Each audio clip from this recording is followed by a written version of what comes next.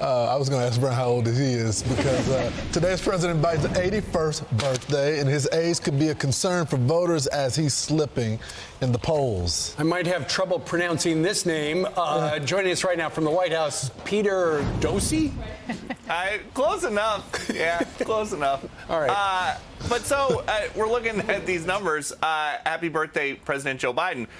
In the 2 weeks since I asked him, the president, why he's trailing Trump in all these battleground state polls, and the president told me that I was reading the polls wrong, there have been more polls, and they continue trending away from him. The latest from NBC News, it's got Trump at 46%, Biden at 44% in a head-to-head. And then you look at young voters, 18 to 34, Biden is down by 4 points to Trump, 42 to 46. There's another number among independents. The president's approval rating, just 30%, 63%, a big majority disapprove of the president right now. The former Obama election guru, David Axelrod, has been warning President Biden's age is a legitimate problem for Democrats. And now President Biden is reportedly referring to Axelrod, a man who helped get him elected vice president, as an expletive. And so the Axelrod response in the New York Times is, I don't care about them thinking I'm a bad word. That's fine.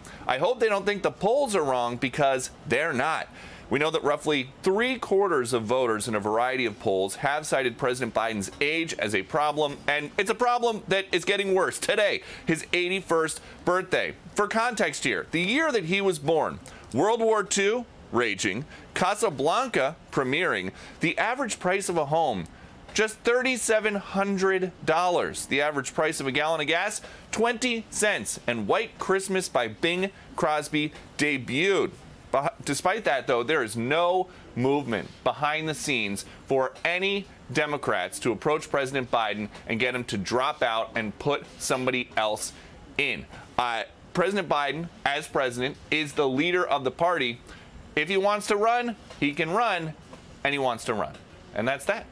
Back to you. And there is no plan B. Peter, you asked the president a week or two ago about his age, and of course he didn't answer. But when you have asked the White House officially about his age, and other reporters as well, essentially rather than talk about the age, they just start listing the accomplishments. Right, and they try to make the case that with age comes great experience, that in Washington, D.C. and with diplomacy that nobody else could possibly have, because nobody else is that old. But voters just are not buying it. Nope. Thank you so much, Peter. Thank you, Peter Doocy. On his foreign policy, remember they said we're going to have all he was chairman of Senate Foreign Policy Committee, so he's got all this experience. Right now, Biden's approval rating on handling foreign policy, 33%. And what he's really in a conundrum is this: I think as a country we should be concerned.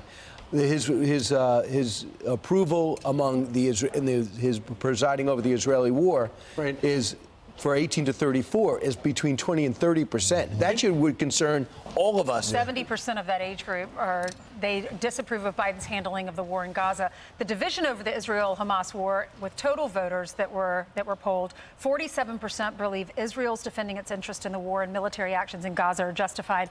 30% think Israel's gone too far, and 21% said they don't know enough to have an opinion. And Brian, to your point about how he was the chairman of the Senate Foreign Relations Committee for a while, but famously then former Secretary of Defense Gates said Joe Biden has gotten everything wrong for the last 40 years. This was before he was president. Well, now he's been president, and look at what a great bang-up job he's done. Yeah, I mean, it started, you know, just compare what was happening in 2008 when they said former President Barack Obama didn't have the foreign policy experience, and Joe Biden, who was the chair of the foreign relations, and he needed him for that boost. There's no way anybody's putting him on their ticket in modern day time. And Lawrence, his poll numbers have gone down since September. Well, Israel was attacked on October 2nd. So are people looking at this and saying, too much? We've had Afghanistan, we've had Ukraine, now we've had Israel. We need a Donald Trump. We need a stronger candidate. I think when people are looking at it, it's not the war just themselves. It's the way that he's governed in the middle of them.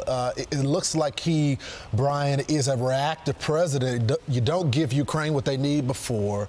You know, obviously the prime minister is getting some dings about the intelligence there, but the Americans' intelligence community is getting some pushback as well. Also, a lot of Americans are saying, why did you empower Iran, who's behind all of this right now? Did you get with the deal that you're trying to renegotiate, giving them the $10 billion? And remember, empowered them. Taking the Houthi rebels off the terror watch list was a kiss up to Iran. They're now rocketing us, and they're taking over. With no response. Yeah, they're taking over ships in the region. Yep. So they're going after us, and they're going after Israel. So the problem is really Iran, and they're rocketing us through their militias, and we've responded 4 times. They've hit us 62 times. Yeah. So that is a overall weakness. People look at China. We have not really discussed that, but China's going out of their way to make Joe Biden look good. They do not want any part of President Trump. Well, and one of the things that the White House is banking on is Joe Biden will win because he's not Donald Trump. However, when you look at on the Republican side, Donald Trump is so far ahead of everybody else, a year away from the election. And over the weekend, he got a big endorsement, Ainsley. Yeah, he did. Well, first it was put on X that the governor of Texas, Greg Abbott, was endorsing him. He's proud to endorse him. Then they got together in Edinburgh, Texas. Where is that? Do you know where that is? Yeah, it's a little. It's not right on the border. It's a little small town. Okay, well, they were there, and he took the podium and he said, I'm endorsing Donald Trump, and Donald Trump spoke. Listen. I'm here today to officially proclaim my endorsement for Donald J. Trump to be president of the United States of America again. It's a tremendous honor to get that endorsement in particular, because he really stepped up. He stepped up to the plate. He's doing the job of what the federal government is supposed to be doing. And I'm just telling you, Mr. Governor, I am going to make your job much easier. You'll be able to focus on other things in Texas. We love Texas, and what they've done is very unfair. They've given the job to you. It's a job of security for our country. It's a job of stopping an invasion, because it's an invasion. And you've done a great job, and thank you very much for the endorsement, Greg. I appreciate it very much. Thank you. It's important for a couple of reasons, Brian. Not just because this is a border state, but because it's Greg Abbott who, I mean, he's tight with DeSantis. Very close with DeSantis. And for him to go out there, he's made the calculation that Donald Trump is going to win anyway. Well, Trump endorsed him in 2021. I saw the New York Times over the weekend. They said the president is getting pushed to talk about the First Step Act. Yeah. He said, if you want to start winning over the African-American community, start talking about what you did with Alice Johnson. Is it Alice Johnson? Marie Johnson. Yeah, Alice Marie Johnson. And he's kind of wary about it. He's back and forth because he doesn't want to be associated with the hellacious zero bail, cash bail thing that's happening in New York and Chicago and Los Angeles, San Francisco. One of the issues that DeSantis has attacked Donald Trump on is the First Step Act. Was some rumors going around that a lot of the folks that that he got out of prison have reoffended.